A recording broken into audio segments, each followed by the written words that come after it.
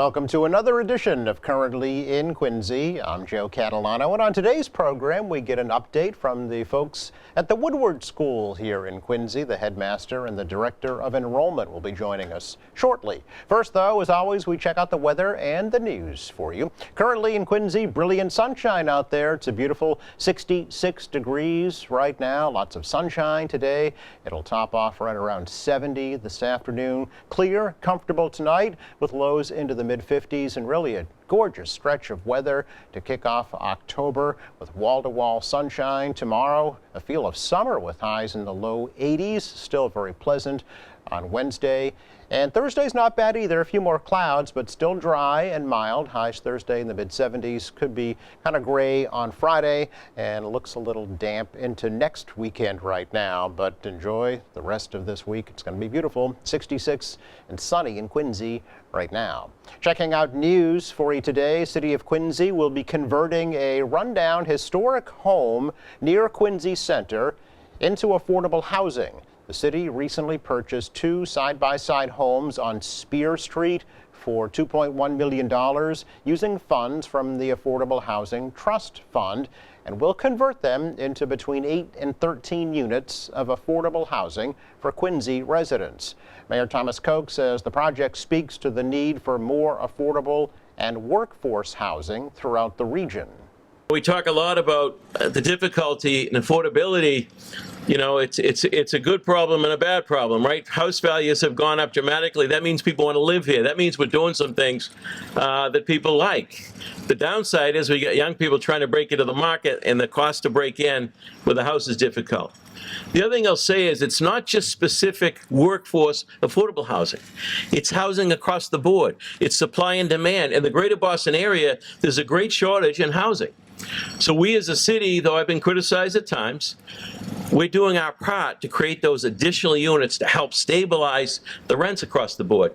If there's not enough housing units, the landlords could go up very easily on the rent because there's a demand for that space. So it's not just about specific affordable units, it's about housing in general. Mayor says the city will use community preservation funds to restore those properties beginning next spring, and hopes to have the project completed in the spring of 2025. A previous proposal from a private developer to create a 32-unit apartment complex at that site was rejected by the city as being too dense for that neighborhood.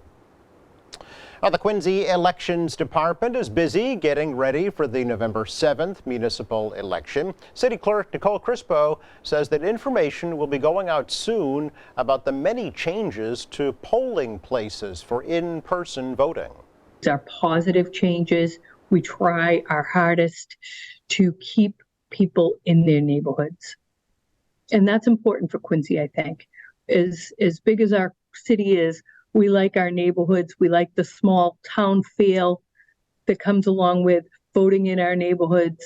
And I know it's tough for some who have to live on the line, that have to travel a little further. But I felt it be important that we still kept the small town charm of our neighborhoods, because a lot of communities now are doing one place and using their high school, and they're, putting 12 precincts in a high school, and which would be Quincy and North, and would split it. And to me, I think it's important to keep it in the neighborhoods, and I think people really like that. And the poll workers like to see the people that come in, and vice versa. People like to go and vote right in their community, and when they're picking up their kids from school, and it makes it a little easier for after work, stopping just in your neighborhood. Crispo says early voting at the city clerk's office will begin on Saturday, October 28th, which is also the last day to register to vote in this election. Early voting will also take place at the city clerk's office October 30th through November 3rd during regular business hours. There are contested races this year for mayor, the city council seats in wards 2, 4, and 6, and 3 school committee seats. Quincy Councilor at Large and mayoral candidate Ann Mahoney is calling for the reinstatement of a committee to oversee the Granite Links Golf Course property. Mahoney will introduce a resolution at tonight's City Council meeting calling on the administration to reestablish the Quarry Hills Advisory Committee. Mahoney says that committee was established when the city leased the property to Quarry Hills Associates in 2002, but has been inactive for several years. She says the committee should include 4 members of the Quarry Hills Citizens Advocates, as well as neighbors, representatives from the Quincy Parks Department, Quarry Hills Association, a representative from the City Council, and the Mayor's Office. Mahoney says that committee could hold public meetings, have audit oversight, plan review, operational collaboration with Quarry Hills Associates, financial oversight, and also act as a resolution board. She's asking the administration to reestablish the committee by December 18th, which is the last City Council meeting of the year. Well, there's a new member of the Quincy Police Department's Canine Unit. Moki is a 5-year-old purebred Belgian Malinois that's been certified to track people and detect explosives. Officer Yee first adopted Moki from a Quincy family as a puppy 5 years ago as his personal pet, but realized that she'd make a perfect police dog. Moki underwent extensive training, recently graduated with certifications to become a police canine specializing in human and explosives detection. Moki's partnered up with Quincy Police Canine Officer Doherty and is currently working the day shift. Moki replaces the canine Mace, who retired back in May. It's our check of news for you. Coming up, we sit down with Woodward School Headmaster Alex McGay and Director of Enrollment Jenny Donegan. That's next.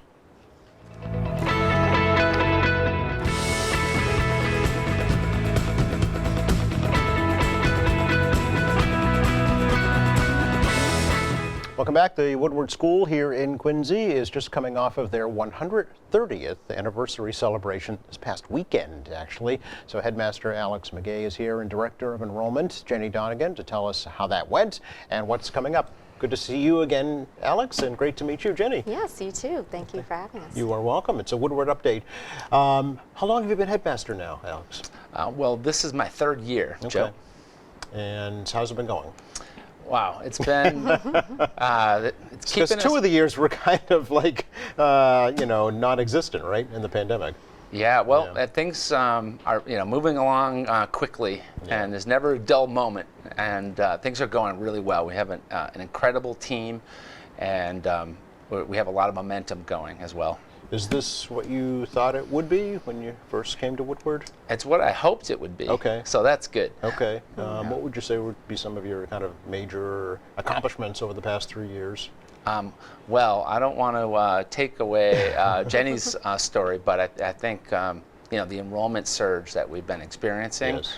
is probably our proudest achievement thus far. Okay. But also the milestone event we just had on Saturday for celebrating our 130th school year. It's kind of a big deal. Yeah, tell us about that. And we, our school was founded, as you know, in 1894, and this year, marked our 130th. And we've also had, since 2007, we've had an event called the Woodward Women of Distinction, and we've had some great honorees over the years that were successful in business, but also give back to their community and share similar values as Woodward. Mm-hmm.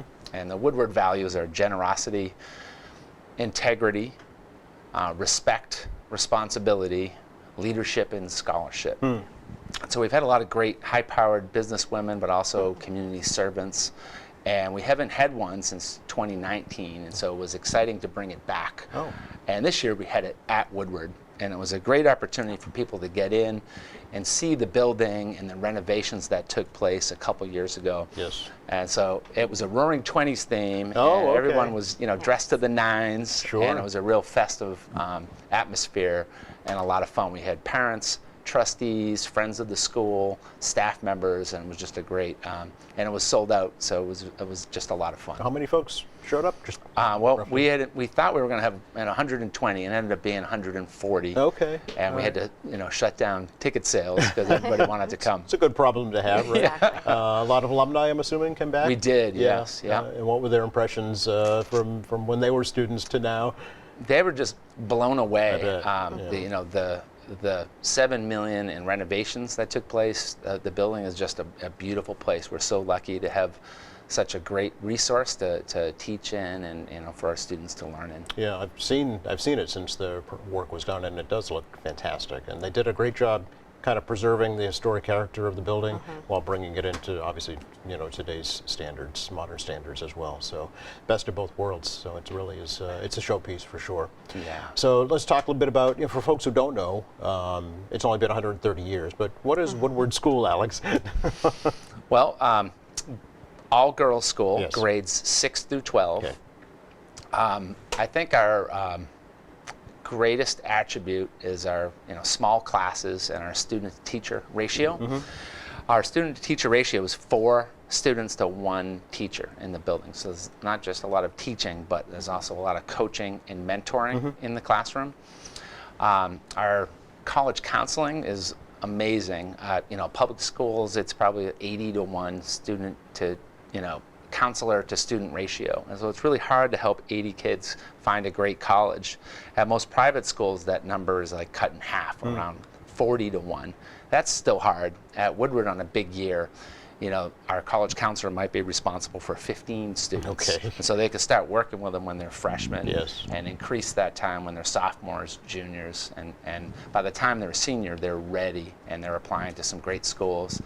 So We've they're had a really lot of- customizing a plan just for that individual. Each Yeah. girl gets their own personalized plan, right, to move on to further education. Because And a the counselor biggest- knows that student intimately, that their strengths and their desires, and can customize a plan to that. I'm sorry, go ahead. Yeah, I totally. That is the relationship that and the trust that forms between them is really important and a big part of our program. Sure. And probably the best feature is the value of a Woodward education. Some independent schools are costing today as much as $30,000, $40,000, or even $50,000 a year, and a Woodward education is still around $20,000, which is the best value in our region, so that any family can make a Woodward education happen. Yeah. So how many students are at Woodward right now, and how many can you have? Yeah, so we're around 70 Okay. right now, and that's a big jump from 2 years ago. Is that We were right? around 46 when, wow. when I arrived. Okay. And part of that was due because we had to move out during the renovations, and we were Yes. down at Eastern Nazarene College, Yep. and that was we moved back in 2 weeks before the pandemic, so we essentially missed 3 enrollment cycles. But now that we're back in the building, and have a great program and have developed some signature programs, things are running really smoothly, and we still have room to grow. Okay, and that's where Jenny comes in, right?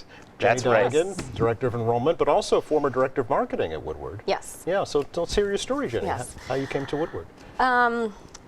So I started my admissions career working in college admissions over 20 years ago, and done a bunch of different things, working at a group home with adolescent girls, working at a drug rehab with mothers and their children, and found myself kept coming back to the independent school world.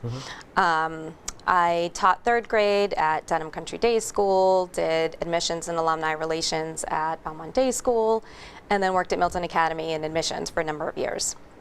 And I really love the relationship that I build with families, and just seeing students thrive in the environment that they're meant to be in. Just really makes my job easy and fun. I ended up leaving work when my son went to kindergarten about 6 years ago, and spent time doing a lot of volunteer work for my son. I was on PTO, vice president of PTO at his elementary school, and spent a lot of time volunteering and doing community service and giving back. I was president of the Hingham Women's Club for a number of years, which I'm still involved in. And after the pandemic, I felt like I think I'm ready to go back to work. Okay, yeah, yeah. Sounds like you did a lot of work anyway. Yeah, But yeah, this yeah. time a more formal setting, right? Exactly, Okay. exactly. And this opportunity, it kind of fell in my lap at the right time. Oh, all right. And it really, I came to visit the school, and once I stepped foot inside the building, I just felt like this is where I would love to be. A good fit, yeah. It's been a really good fit.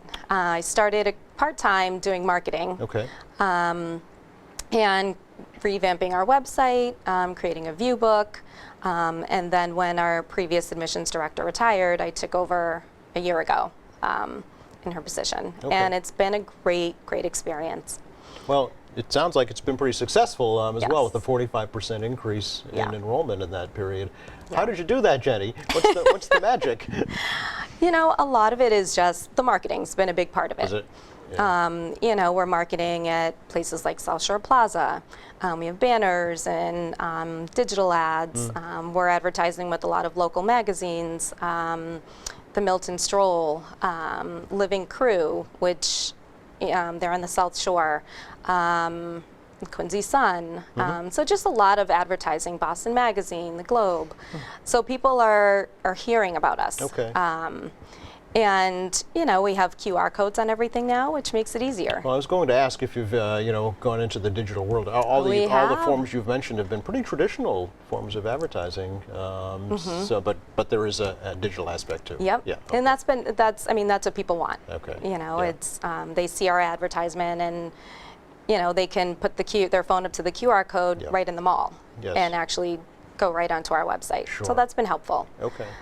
Social media, is that part of it? We do a lot It of is? social Yeah, media, okay. Facebook, Instagram. Our students at Woodward actually do a podcast, which is live on Spotify, so Oh, very anyone can good. listen to it. The Woodward Wildcats. Okay. So just really getting our name out there. Yeah. And what kind of things do you ask people when you're doing outreach? What do you ask them about what they're looking for in a private school? Yeah, it's an all-girls school. It's Right. really small, compared to, we have a lot of students coming from larger public schools. And, my biggest question is, what are you looking for in a school? What's most important to you when you're looking at schools? And we do a shadow day. So I have students come in, they spend the day shadowing, one of our current students. So Oh, okay. they get to experience what a Woodward education is. Yes. So, I think that's really helpful. I Sure. meet every family, I interview every parent, I interview every student. So it's really that relationship building. It's important. I tell parents, you're the most vulnerable when it comes to your child. And you wear your heart on your sleeve, and you want nothing but the best for your child. Sure, yeah. So, what kinds of questions do they ask you about Woodward? What are they interested in for their daughters? I find that so many parents are looking for that smaller environment with kind of one-to-one attention, where teachers really know their daughter. And I think that's just missing in so many schools. The college counseling piece is a really big part of it. We have a program called Impact, where students are doing 2-week internships in local businesses, starting in 9th grade. And so it's, all of those things are really important. The real life experience, the teachers getting to know their daughters, and just a safe environment. Sure. I think that's when I ask our current students, what do they love about Woodward? Yeah. It's, my teachers really know me. I feel safe. This is like a second home to me. Yeah. And that's what so many parents are looking for. Okay. So there are 70 students right now. What's kind of an ideal number? What are you striving for? About 130. Okay. All right. So you could almost 130. double then. We There's can. still room. So Alex, does that mean you have openings for teachers as well and staff? Is there job opportunities at Woodward? So we increased our team this year, Okay. and we had very few teachers depart, and so we added one position this year. We have 3 new teachers, and as our population grows, Yeah. there'll be staffing increases as well to Okay. maintain those low student to teacher ratios. Right. Yeah, that's going to be. Absolutely. Sounds like a critical element as part of the Woodward education is that ratio Yeah. and that really personal relationship. Absolutely. And the great thing about all girls schools and ours in particular is the kids don't have to be someone who they aren't. They don't have to project an image that they think they should be. The kids can be carefree. They can just kind of have fun, and they can skip and sing, and in the hallways. And it's just a really fun place. They really support each other Yeah. and pick each other up, which is great. Well, you've got them at a very formative age. I mean, 6th graders to 12th graders, that's a pretty big disparity, right, in terms of where you are in life from being 6th grade to 12th grade. So how does that relationship work? How do they kind of work with each other? So I think Jenny would agree. One of the things our families really like is that our seniors are like big sisters to the 6th I would think, graders, and we're creating more opportunities for the juniors and 7th and 8th graders to the older kids to serve as mentors for the younger kids. Yeah. And so you're not just friends with the kids in your grade. Right. You're working with girls from all grades in that 6 to 12 range. So it's fun. We meet a lot of alums that become best friends with their someone who was 5 years younger than them, and those relationships continue on for a long time. Yeah. So that's good for both age groups, though, right? Because it gives the Absolutely. older girls some leadership skills, and it gives the younger girls kind of mentors, to Right, look kids they look up to. Right. And those older kids, guide them and mentor them and pull them up. Yes. Let's talk. Now, last time I was at Woodward, the athletic facilities were still under renovations. Is it done? The fields? So Blankets? we've improved our back yard, and Okay. we have that as a practice area. Okay. And so our kids play out there. We started a cross country program this year, and it was funny. I was just showing Jenny some pictures from our first meet. Okay. We have a couple kids that are soccer players, but they're also runners. And we went up to Penguin Hall for their first meet on the North Shore. And they competed for Woodward, and the two sisters came in first and second Oh, really? in our first meet. Wow. And I think one of them set the course record. No kidding. And so we are off and running with that. Okay. And meanwhile, You our raised the soccer bar. team, they've made leaps and bounds as well. We have a new goalie this year and a new defender, and our top scorer from last year's back, and her sister joined the team, and so we've been very competitive with some family high-level teams, and so they're playing really, really well. Okay. Well, I know you have a background in athletics too, so there'll be some competition there maybe in the future. Yeah. Teachers versus students. Yeah, and so basketball season's just around the corner, and yeah. Coach G is excited about that too, because we okay. have a new point guard who's here from Hong Kong. Oh, really? And so we compete in the NEPSAC, and Nicole is looking forward to getting on the hardwood and playing with the rest of the girls this Okay, this all right. season.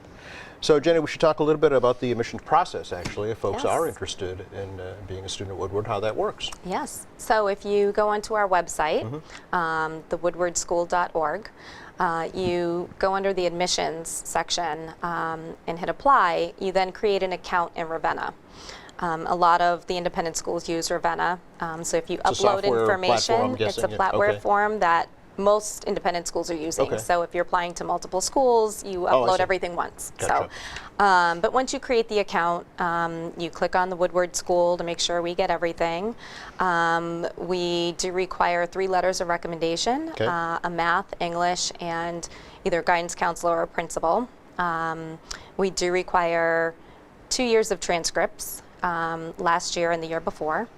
And then part of the process is doing that shadow day, a parent interview, and a student interview. Okay. About how long does the process take? You know, it really depends. Okay. You know, quite honestly, I had someone come in and tour 2 weeks ago who was looking to transfer for this year. Okay. And she turned everything in within a couple days, and the next day we turned around the application, met as a committee, and she started last week. Oh, all right. So that was pretty So- quick. Yeah. Okay. Yes. Very So good. once the application's complete, you know, we meet as a committee, and if it's a great fit, I call the parents. Fall's traditionally open house time. Anything at Yes. Woodward we should tell Yes. folks about? Yeah. So we are having a fall open house. Okay. It's Thursday, October 12th. Okay. That's at 5:30 p.m. And then our other big open house is Saturday, December 2nd. We are having a couple information sessions, and that's Sunday, October 22nd, and that's at 10 a.m. Okay. And another one is Veterans Day. We're having another information session. Right on Veterans Day, the 11th of yes. November. Okay. And the difference between the open houses and the information sessions, the open houses, we actually have faculty, they have tables set up, they go into depth about the curriculum. Information sessions they're a little less formal, but it's a great way to find out about the school, get a tour, and see if it's something that you're interested in. Okay. Thank you both. It's been a pleasure. As Thank always, you. Great to see you, Alex, and great to meet you, Jenny. Thank you, you too. You're very welcome. Thank you Thank so you much. for having us. Go Wildcats. Check the forecast for the rest of the day today. A great day to get out and do anything athletic, actually. Lots of sunshine, upper 60s this afternoon, mid 50s this evening. It only warms up from here, folks. We could be in the low 80s by tomorrow, and Wednesday and Thursday are pretty nice as well, so get out and enjoy it. Thanks again to Alex McGay and Jenny Donegan for joining us in the program today. Thank you to our crew. Thank you for watching. Please join us Friday here on the program. Meantime, head out to our website anytime. It's qatv.org. You'll find our latest programs. There's news and information, video on demand, live streaming, and much more. For all of us here at QATV, I'm Joe Catalano. Have a good week.